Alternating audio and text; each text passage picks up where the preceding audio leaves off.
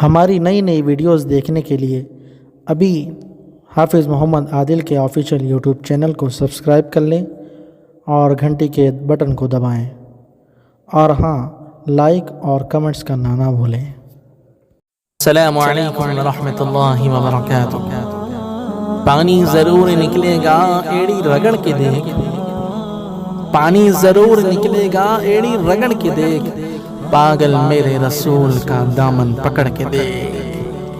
اللہ تعالیٰ اپنے کلام مجید میں فرماتا ہے لَقَدْ كَانَ لَكُمْ فِي رَسُولِ اللَّهِ أُسْوَةٌ حَسَنَةٌ کہ اللہ کے رسول صلی اللہ علیہ وسلم کو ساری امت کے لیے نمونہ اور آئیڈیل بنا کر اس دنیا میں بھیجا گیا ہے، تاکہ ہم آپ صلی اللہ علیہ وسلم کو دیکھ کر اپنے آپ کو بنائیں، آپ کے طریقے کو دیکھ کر ہم اپنی زندگی میں وہ طریقے لائیں، آپ کی سنتوں کو ہم اپنائیں۔ لیکن ہائے افسوس، ہم نے آج کن کو فالو کیا ہوا ہے؟ ہائے افسوس، ہم غیروں کے طریقے پر چل رہے ہیں۔ ہائے افسوس، ہم نبی کے طریقے کو ذبح کر رہے ہیں۔ افسوس کے ساتھ یہ کہنا پڑتا ہے کہ جب ہم صبح اٹھتے ہیں تو اپنے چہرے سے نبی کی سنت کو ذبح کر رہے ہیں۔ محترم سامعین، جس نبی کو ہمارے لیے آئیڈیل بنایا، کیا ہم اس نبی سے عشق کر رہے ہیں؟ کیا ہم اس نبی کے طریقے پر چل رہے ہیں؟ کیا ہم اس نبی کے بتائے ہوئے راستے پر زندگی گزار رہے ہیں؟ نہیں محترم سامعین، ہم تو دنیا والوں کی محبت میں ڈوبے ہوئے ہیں، ہم تو دنیا کے فلم اسٹاروں کو فالو کر رہے ہیں، ہم تو ناچ گانے کو فالو کر رہے ہیں، تو کہاں سے ہمیں ہماری دنیا اور آخرت بنے گی؟ محترم سامعین، اللہ تعالیٰ نے پیارے محبوب صلی اللہ علیہ وسلم کو ہمارے لیے نمونہ اور آئیڈیل بنا کر بھیجا ہے، تو ہمیں کیا چاہیے؟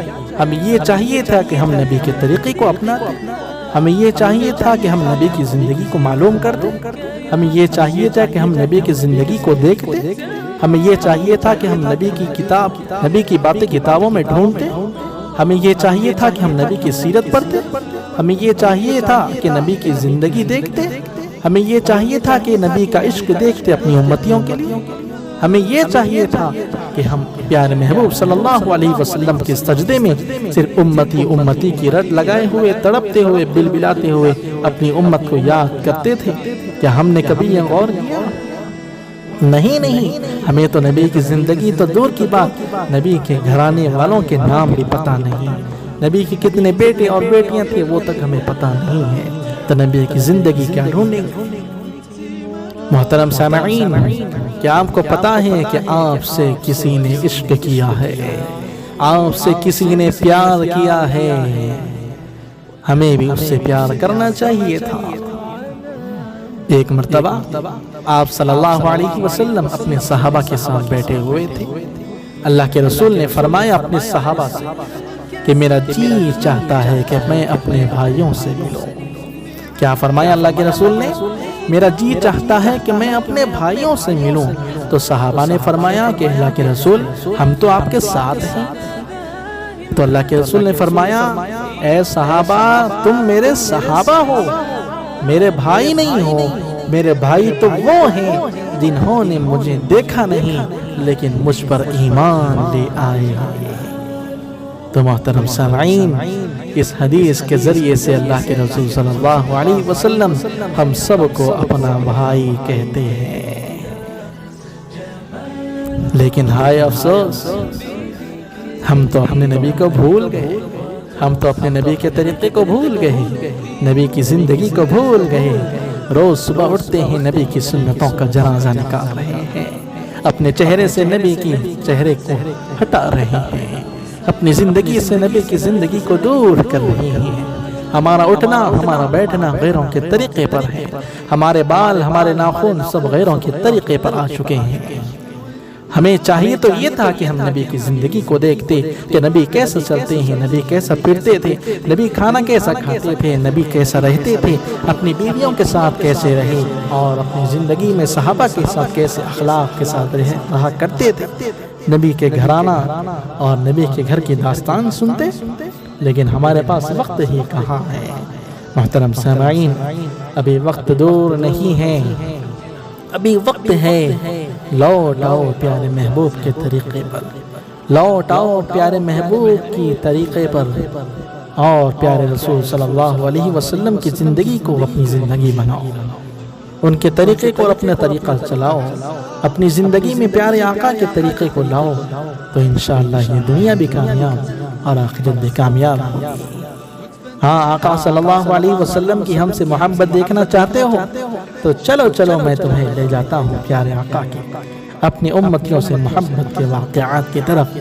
زیادہ وقت نہ لیتے ہوئے مختصر بیان کرتا ہوں کہ جب آپ صلی اللہ علیہ وسلم سجدے کیا کرتے تھے تو ایک ہی رٹ لگاتے تھے، یا ربی امتی امتی، یا اللہ میری امت، یا اللہ میری امت۔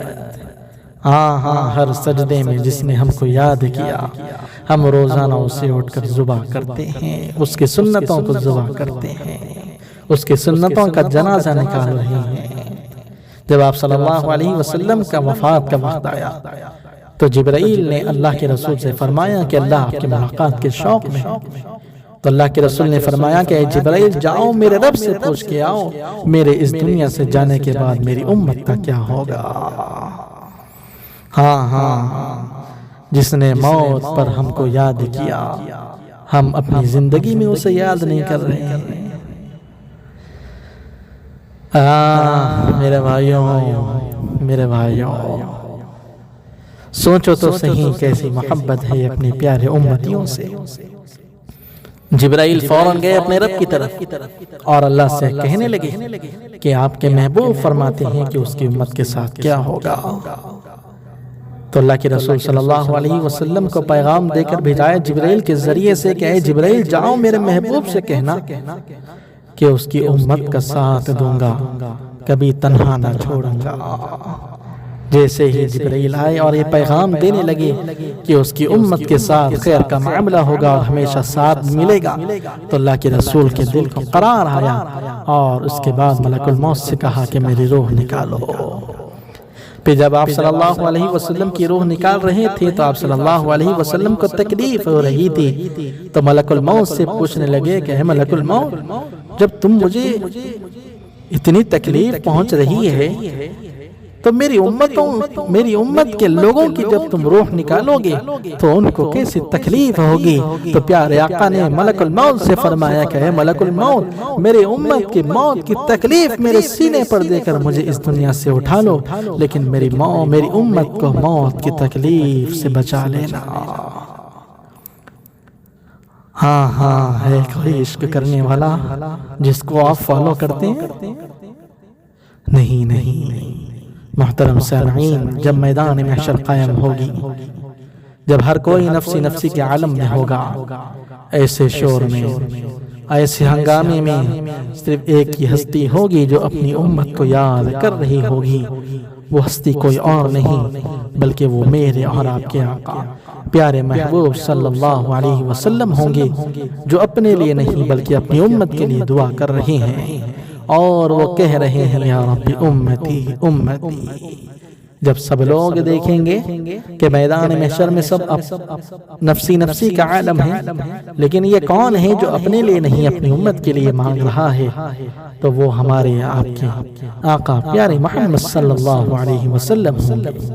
جھولی پھیلی ہیں، ہاتھ اٹھے ہیں اور اپنے رب سے مانگ رہے ہیں یا ربی امتی امتی، اے اللہ میری امت کو معاف کر، یا اللہ میری امت کا سوال ہے۔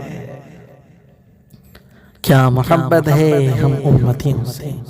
تو محترم سامعین، زیادہ وقت نہ لیتے ہوئے مختصر بات یہی ختم کرتا ہوں کہ ہمیں چاہیے کہ ہم پیارے آقا صلی اللہ علیہ وسلم کی زندگی کو اپنی زندگی بنائیں، پیارے آقا صلی اللہ علیہ وسلم کی سنتوں کو معلوم کریں اور ان کی سنتوں پر چلتے رہیں۔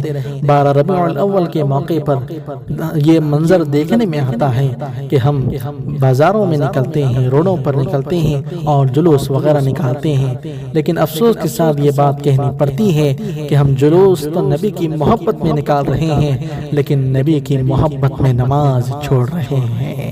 نبی نے فرمایا میرے آنکھوں کی ٹھنڈک نماز ہے۔ تو محترم سامعین، 12 ربیع الاول کے موقع پر نماز پڑھو، نبی کے نام پر سنت ادا کرو اور اس سنتوں کا ثواب آقا صلی اللہ علیہ وسلم کو پہنچاؤ اور اپنا سلام پہنچاؤ اور اپنی گزارشات اللہ کے سامنے پیش کرو۔ انشاءاللہ ہماری زندگی بھی میں کامیابی ملے گی اور آخرت میں بھی ہمیں کامیابی ملے گی۔ نبی کے طریقے پر چلو گے تو کامیابی ملے گی، نبی کے طریقے کو چھوڑو گے تو گمراہی ملے گی، کامیابی ملے گی تو جنت میں جاؤ گے، گمراہی ملے گی تو دوزخ میں جاؤ گے، دوزخ میں جاؤ گے۔ محترم سامعین، ابھی وقت ہے توبہ کر لو، ابھی وقت ہے پلٹ کے آ جاؤ، ابھی وقت ہے نبی کے طریقے کو اپنا لو، ابھی وقت ہے نبی کی سنتوں کو زندہ کر لو۔ انشاءاللہ کل قیامت کے دن پیارے آقا صلی اللہ علیہ وسلم اپنے امتیوں کو اپنے گھڑے سے لگائیں گے اور ہمیں اپنے ہاتھوں سے شاباشی دیں گے اور کہیں گے یہ ہے میرا سچا عاشق۔ تو محترم سامعین، جسے قیامت کے دن نبی کے ہاتھوں سے عزت لینا ہے وہ آج ہی نبی کے طریقے پر چلنا شروع کر دے، ابھی سے نبی کی سنتوں کو زندہ کرے۔ اللہ تعالیٰ سے دعا ہے کہ اللہ تعالیٰ کہنے اور سننے سے زیادہ عمل کی توفیق عطا فرمائے اور نبی صلی اللہ علیہ وسلم کے طریقے کو اپنانے کی توفیق عطا فرمائے۔ وآخر دعوانا ان الحمد للہ رب العالمین۔